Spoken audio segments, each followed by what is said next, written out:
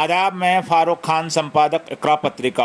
Thar news इकरा पत्रिका के इस चैनल में आपका स्वागत है, आपका इस्तकबाल है। 13 अप्रैल को जमात इस्लामी हिंद राजस्थान ने अपने प्रदेश मुख्यालय इस्लामिक सेंटर आदर्श नगर जयपुर में एक इफ्तार पार्टी का आयोजन किया। इस इफ्तार पार्टी में शहर की तंजीमों और इदारों के जिम्मेदारान को बुलाया गया, जिनको जमात इस्लामी हिंद के पॉलिसी प्रोग्राम और कार्यक्रमों के बारे में विस्तार से जानकारी दी गई। जमात इस्लामी हिंद अपना स्थापना का 75वां साल मना रही है।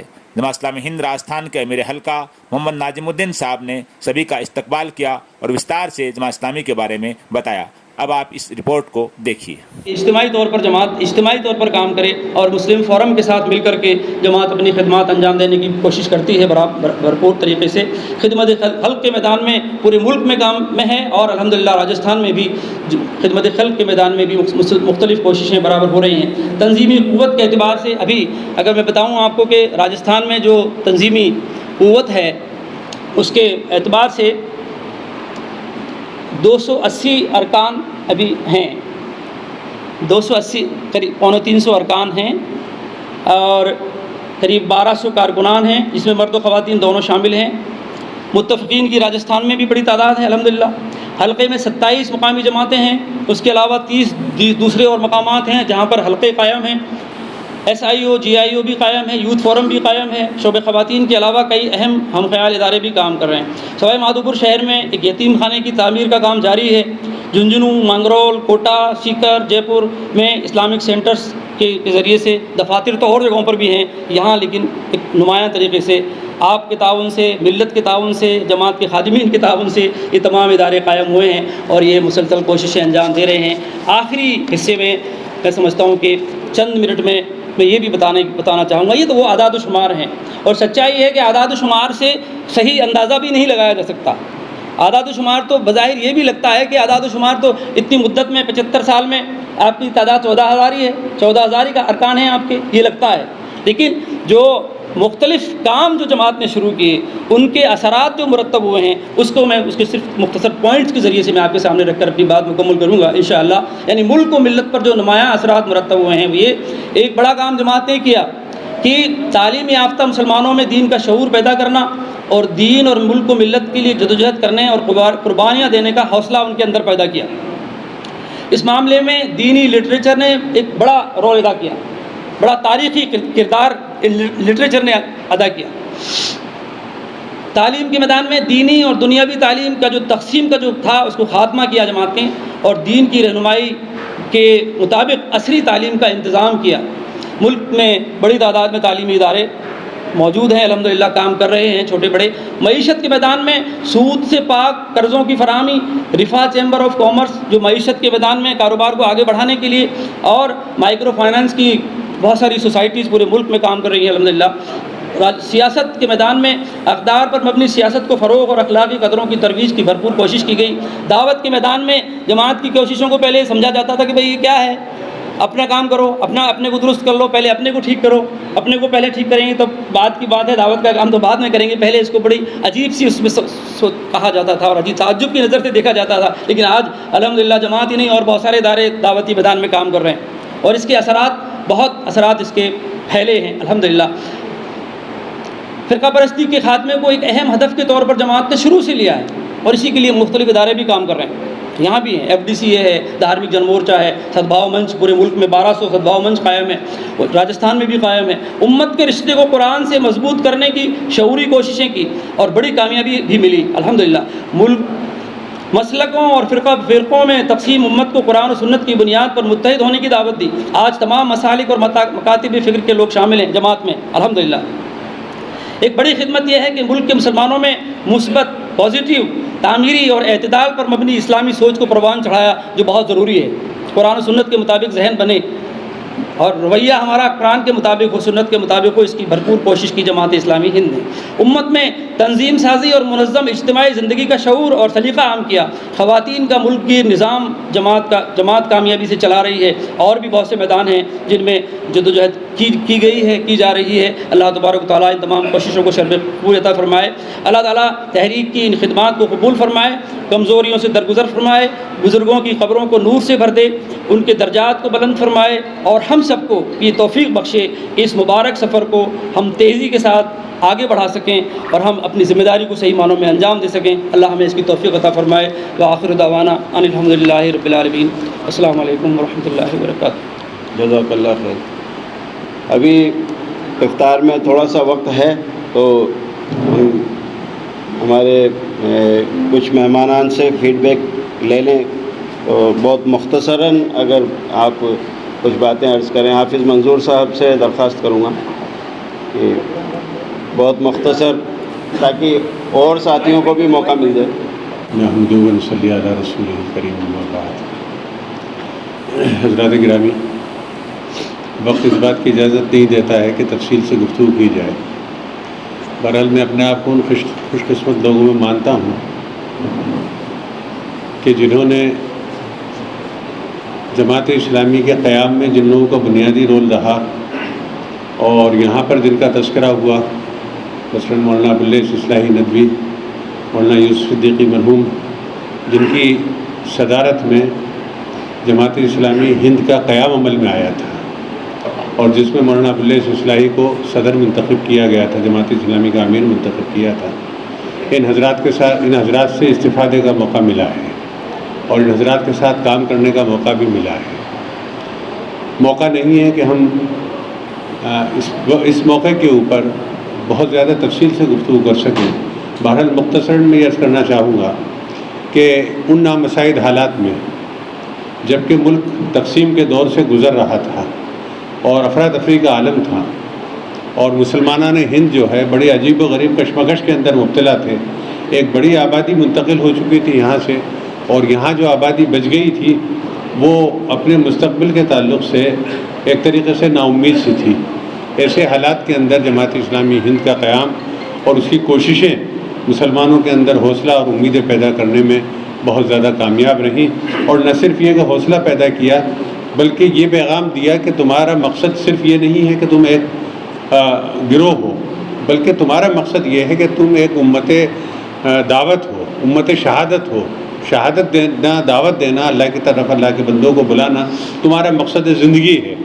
اور اللہ کے رسول صلی اللہ علیہ وسلم کی زندگی اس بات کی شاہد ہے کہ نامساعد حالات میں بھی اللہ کے رسول صلی اللہ علیہ وسلم نے اس فریضے کو انجام دیا اور اللہ کے حکم سے جو ہے وہ کامیابی سے ہمکنار ہوئے.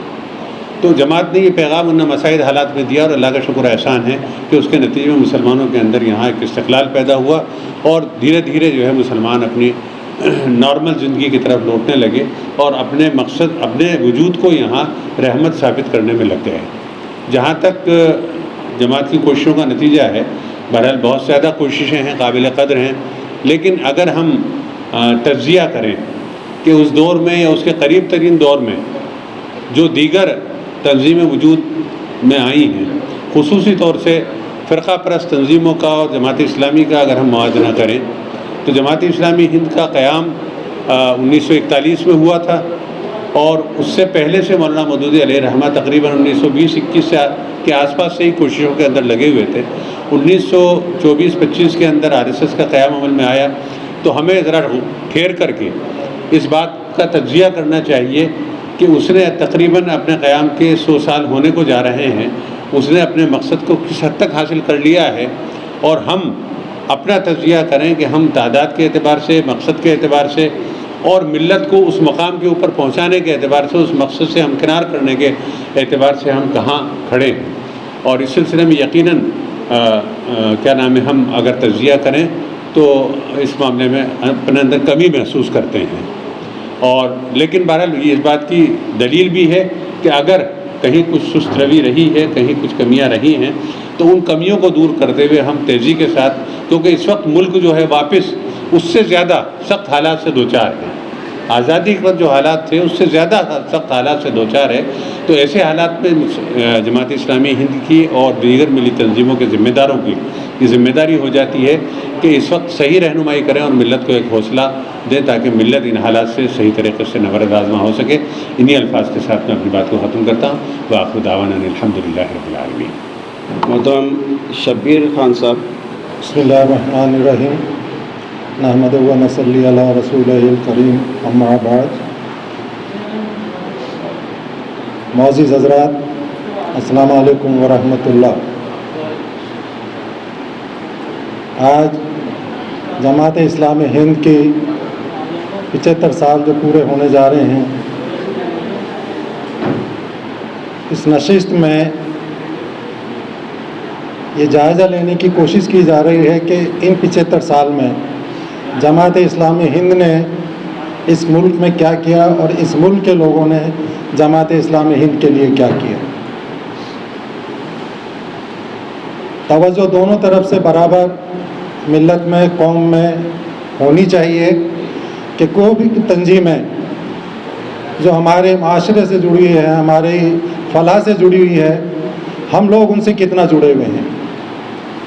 آج دیکھنے میں یہ آتا ہے کہ تنظیمیں فلاح کے کام میں جڑی ہوئی رہتی ہیں اور جب وقت آتا ہے تو اپنے آپ کو وہ تنہا کھڑی ہوئی نظر آتی ہیں، محسوس کرتی ہیں۔ کیا کمی ہے اس بات میں کہ قوم پوری شدت کے ساتھ، پوری جان و مال کے ساتھ میں ان تنظیموں کے ساتھ جن پہ وہ بھروسہ کرتی ہے وہ نہیں جڑ پاتی ہے۔ میں چونکہ مختصر یہ میٹنگ رکھی گئی ہے، مختصر وقت ہے اور مختصر ہی لوگوں کو، خاص لوگوں کو یہاں بلایا گیا ہے۔ خاص لوگوں کو بلایا گیا ہے، اس کا مطلب یہ ہے کہ ہم خاص توجہ کے ساتھ میں اس بات پر غور و فکر کریں کہ ہماری جو بھی تنظیمیں، چونکہ جماعت اسلامی ہند آزاد ملک کے بعد میں مسلمانوں کی ایک ایسی تنظیم ہے جس نے دین کے ساتھ ساتھ سماجک، تعلیمی اور خدمات کے اعتبار سے بھی سارے مورچوں پہ اپنے آپ کو بنائے رکھا، دکھائے رکھا اور کوششیں کی اور کام بھی کیا، لیکن وہ کامیابی، وہ فروغ اس تنظیم کو بھی نہیں مل پائی جو اس کی مستحق وہ ہے۔ اس کے بارے میں کیا کمی رہی، اس کے بارے میں تنظیم کو بھی غور و فکر کرنا چاہیے، لیکن سب سے زیادہ اگر کوئی کمی میں محسوس کرتا ہوں تو وہ ہماری عوام کی طرف سے ہے، ہم سب کی طرف سے ہے کہ ہم اپنی ان تنظیموں کو زیادہ ترجیح نہیں دیتے ہیں، ان کی باتوں کو غور سے نہیں سنتے، اس پہ فکر نہیں کرتے ہیں اور ان کی آواز پہ ہم لبیک نہیں کہتے ہیں۔ دوستو، بزرگوں، میں آپ سے گزارش کروں گا، جیسا حافظ منظور صاحب نے ابھی فرمایا کہ آزادی سے پہلے کے جو حالات تھے، آج جو حالات ہونے جا رہے ہیں، ان کی نگاہ میں جیسا انہوں نے بتایا کہ اس سے بھی زیادہ فکر مند حالات، سوچنے والے حالات آج پیدا ہو رہے ہیں۔ اس میں کوئی شک اور شبہ نہیں ہے کہ آپ لوگوں کو ہر ایک مورچے پہ کمزور کیا جا رہا ہے، آپ کو رسوا کرنے کی کوشش کی جا رہی ہے، آپ کو یہ احساس کرایا جا رہا ہے کہ آپ ان کے سامنے کوئی حیثیت نہیں رکھتے ہیں۔ کیا واقعی میں ہم خود بھی ایسا ہی سوچنے لگے ہیں کہ ہماری حیثیت اس ملک میں دوسرے شہری کی ہے یا اس سے نیچے کی ہے یا اس سے اوپر کی ہے؟ تعلیم کے اس میں ہم اپنا جائزہ لے لیں، کاروباری اس میں جائزہ لے لیں، ہم کہیں بھی ان کے سامنے نہیں ٹھہرتے ہیں۔ کیا وجہ ہے اس کی؟ تو ہمیں اس وضاحت پہ غور کرنا چاہیے، چونکہ آج وقت بہت کم ہے، روزہ افطار ہے، وقت میں سمجھتا ہوں ہونے جا رہا ہے، 2-3 منٹ باقی ہیں۔ تو میری آپ لوگوں سے یہی گزارش ہے کہ ہماری کوئی بھی تنظیم ہے، وہ سماجک ہو، اصلاحی ہو، پولیٹیکل ہو، اگر وہ ہمارے خیر کے لیے کوشش کر رہی ہے اور ہم اس پہ یقین کرتے ہیں تو ہمیں اس کا بھرپور تعاون کرنا چاہیے، اس کی مدد اور امداد کرنی چاہیے۔ اس کی مدد کرنے کے لیے ہمیں کندھے سے کندھا ملا کر ان کے ساتھ میں کھڑا ہونا چاہیے۔ ساتھ ہی میں تنظیموں سے بھی گزارش کروں گا کہ وہ بھی آپس میں اتفاق اور اتحاد رکھیں۔ اگر ایک تنظیم پہ کوئی اگر برا وقت آتا ہے تو دوسری تنظیمیں اس کے ساتھ میں کھڑی ہو جائیں، کندھے سے کندھا ملا کر ان کی مدد و نصرت فرمائیں۔ اگر کہیں کو کمیاں رہی ہیں تو ہم بیٹھ کے اصلاح کر سکتے ہیں، ان سے بات چیت کر سکتے ہیں، لیکن اگر ہم ان کو اکیلا چھوڑ دیں گے، تنہا چھوڑ دیں، تو یاد رکھیے آپ کی مدد کو کوئی نہیں آگے آنے والا، ہر آدمی اپنے آپ کو پیچھے کر لے گا، وہ چاہے کوئی بھی تنظیم ہو، چاہے وہ ساماجک تنظیم ہو, چاہے وہ پولیٹیکل تنظیم ہو, چاہے وہ دینی تنظیم ہو. تو میں آپ لوگوں سے گزارش کروں گا کہ ہم اپنی تنظیموں کی عزت کریں, قدر کریں اور ان کے بارے میں غور و فکر کریں, ہر طریقے سے ان کی مدد کریں. جتنی بھی ہمارے میں صلاحیت ہے, جتنی بھی ہمارے میں طاقت ہے, کسی بھی طرح کی اگر ہمیں تنظیموں کو ہماری مدد کی ضرورت ہے تو ہمیں اس میں پیش رہنا چاہیے. بہت بہت شکریہ.